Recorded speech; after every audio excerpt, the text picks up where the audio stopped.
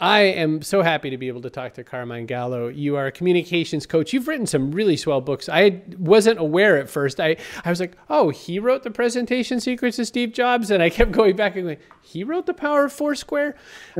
You know, it's interesting. Sometimes it just doesn't connect that same way. But now your new book, Talk Like TED, you're right front and center because this is a topic that's really near and dear to my heart. You've got blurbs from a lot of my friends and colleagues, and there's just a lot in here. And first off, just this idea that, you know, the rule of three goes everywhere. And I loved that when I was reading your table of contents, I was immediately stuck to this: emotional, novel, and memorable. Oh, crap, this is already a good book. I'm in the table of contents and I was feeling that, let alone when I get to how you help, you know, talked through when the professor had to take his 3-hour lectures down to 18 minutes. So first off, I guess, I mean, this is definitely in your wheelhouse as being a communications coach, but why break apart TED, or what do you think is the start of a project like this for you?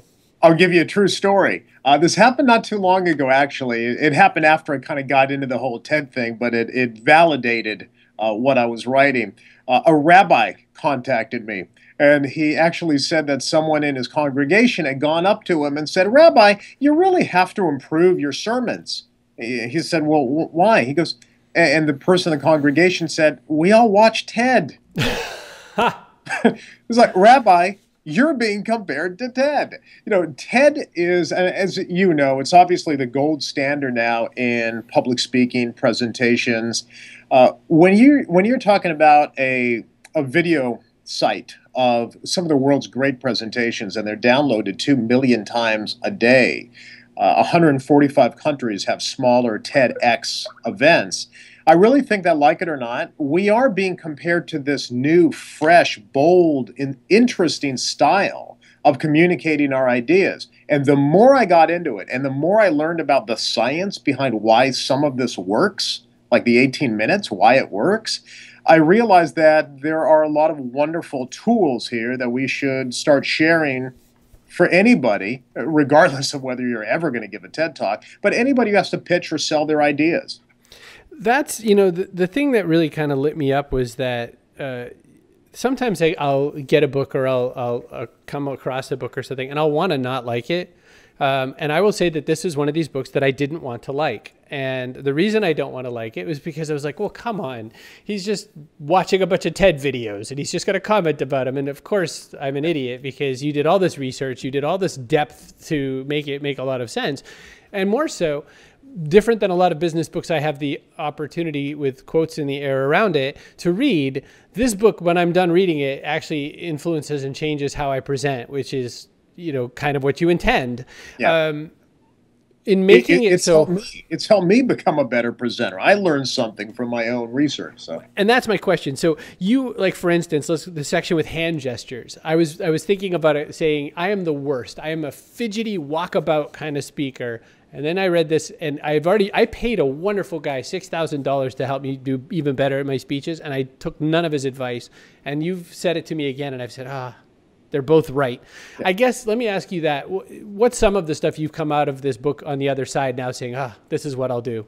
Yeah, absolutely. One is this whole idea of the 18-minute rule, I think, is very important as well, because 18 minutes is long enough to grab somebody's attention and to have a serious discussion without losing attention.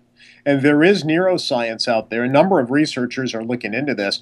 It does seem that from about 10 to 18 minutes, somewhere in that range, the brain actually switches off. No matter how engaging you think you are, people get bored after about 10 to 18 minutes. So you have to re-engage them through videos, through storytelling, through Q&A, or like we're doing here, really, which is introducing a different speaker. You're hearing two voices. But don't drone on and on for more than 10 to 18 minutes at a stretch. Right. That's changing my keynotes. My keynotes are what, 45 minutes to an hour. So I've been introducing more video clips. Just keep it engaged. And I've recently been told by somebody, gosh, you spoke for an hour and it seemed to go really quickly. So, but it wouldn't go quickly if it was just one man speaking for an hour. It's a big difference. You mentioned the rule of three. The rule of three simply means that in short-term memory, we can only carry about 3 points of information. So the next time you're trying to pitch yourself an idea, a product, or you're trying to engage a client. Don't give them 3 reasons to buy. Don't give them 18 reasons to buy your product. Give them 3. 3 is a very powerful number and pervades many of the best TED Talks. So there's a lot of things there that are based on science that I guess I knew intuitively by being just someone who's engaged in communication all the time. But now that I see that it works and science backs up why it works. So to me, those are some of the things I've learned. One thing that you've mentioned subtly a few different times in the book, and not so subtly in other parts, is that you think this book is just, you, the reader, thinks this book is just about being on stage and thinking about TED and all that. But your point is, this is everything. This is you and me and a cup of coffee. I need this job. You know, it's these rules apply on the micro scale as much as the macro. Absolutely, which is why I took care of the TED conference. I talk about the TED conference in about the first 2 pages. Other than that, it's the science and the art of persuasion. How do great speakers and great persuaders and communicators sell their ideas in a way that inspires and grabs the attention of your audience? You're only as valuable, and you know this too. I mean, this is in your wheelhouse. In the information age, in the knowledge and digital economy, we're only as valuable as the ideas we have to share. So if you can't communicate those ideas persuasively, that's a fast road to failure. But people who can stand out. They get noticed. Their dreams get accomplished. So I really wanted to apply this to everybody, regardless of whether or not you're ever going to be on a TED stage. And I often tell people, unless you're Bill Gates or you're curing malaria in third world countries, you may not be invited to TED. And that's okay, though, because what a great tool. Chris, we've got this tool on our mobile devices, on our laptops, where you can see in 18 minutes some of the greatest presentations of our time. Take a look. You might learn something.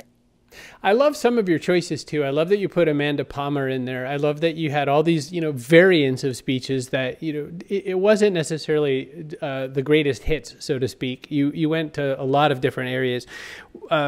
One question I guess I have around that is your stay in your lane part of being memorable and all that. One of the points is that, you really have to kind of drive into, and I suppose this is a tenet of communications in general. You have to really narrow down who you really are. How do you help people with that? Even if, for instance, in your coaching practice, how are you helping people find out how to better explain who they really are?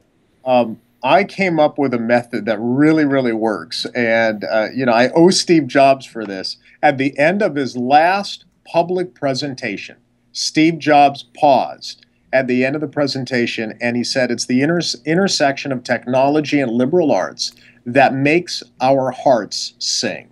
You remember that great quote? Right. And so I always ask clients before they start a presentation or before we actually begin crafting a narrative around an idea or a product, I say, forget the talking points, forget the data, forget the facts, forget the information about this particular product. What makes your heart sing? What is it that really connects with you? What is the meaningful part of your job? And inevitably, it changes the entire dynamic of that presentation. What makes your heart sing is a different answer, is a very different answer than what does your product do? Right. In covering that, I mean, even the quote at the very beginning of that, where it was Sir Richard Branson talking about how he doesn't distinguish between play and work. I mean, yes. I just saw Instagram go by with him kissing Desmond Tutu on the cheek and welcoming him to Instagram. And I thought, there is a man who lives his message all the way through, play and work. It's authenticity. That's what I was getting to in that chapter. Authenticity. Be transparent. Be open. Be who you are. Carmine, let me ask you a question very specific to that. So the one weird, recurring, kind comment people make to me is that you are exactly who you say you are, off and on everywhere that I've ever seen you. So on stage, you might talk about going to the bathroom or something, and off stage you will as well, meaning there's not a lot. And what I like to say is, you're saying that like it's a great grace, but what I'm feeling is that it just means that I'm not good enough to put on affectations. I'm not smart enough to be something else. Why do people struggle so much with authenticity? I think people feel as though when they're giving a presentation, and I haven't quite figured this one out, there is a vulnerable side to it. So when people give presentations, it's like all of a sudden they switch off their personality. I'm on. This is a formal presentation. And what people need to realize is there has to be some vulnerability there. And what's very interesting, I just wrote about this for Forbes, and I think it's in the book too, Sheryl Sandberg, Chris, started a movement, Lean In, that never would have happened had she not been vulnerable in a TED Talk. So she said, and she just said this recently, I was about to give a TED Talk chock full of data and nothing personal. And a friend of hers pulled her aside and said, why don't you tell that story about your little daughter clinging to your leg before you left on your trip and how that made you feel as a working mom? And Sheryl Sandberg said, in a presentation? She was very skeptical about it. And then she realized, oh, wait a minute, I need to be more open, authentic, transparent. That's what I mean by really getting in touch with who you are. If you can tell somebody something comfortably behind the scenes, bring some of that personality into your public presentations. And we got to connect with people, right? You got to connect on a human level. People will like you more if they feel as though you're authentic. And you covered Brene Brown the same way. You mentioned about her, very data-centric mindset and how she had to go for that. So there's, more than one example of that being very true. That look at Dr. Jill Bolte Taylor. Right. She's the second most viewed TED Talk of all time. She was a Harvard brain researcher, and it was all about what happened on the day she had a stroke. She said she could have made it very data-driven and very objective and medical.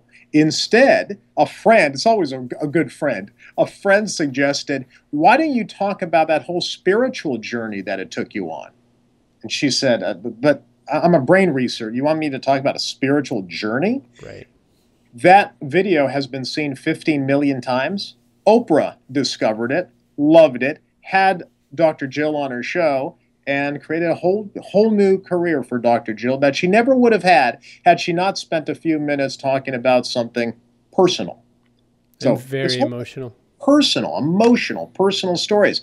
I think it's okay. Now, you don't want to reveal all the skeletons in the closet. I understand that. But it's okay to be your authentic self in a presentation. I think people appreciate that. So the three big segments in Talk Like TED are emotional, novel, and memorable. And I think that this interview has summed that up in a lot of ways. And you're an excellent communicator. Carmine Gallo, you can go to Gallo Communications, Gallo Communications. And also, I think you're at Carmine Gallo on Twitter, yes? Yes, please follow me on Twitter, at Carmine Gallo. Perfect. And the book is Talk Like TED. Definitely pick this up. Thank you so much for your time today.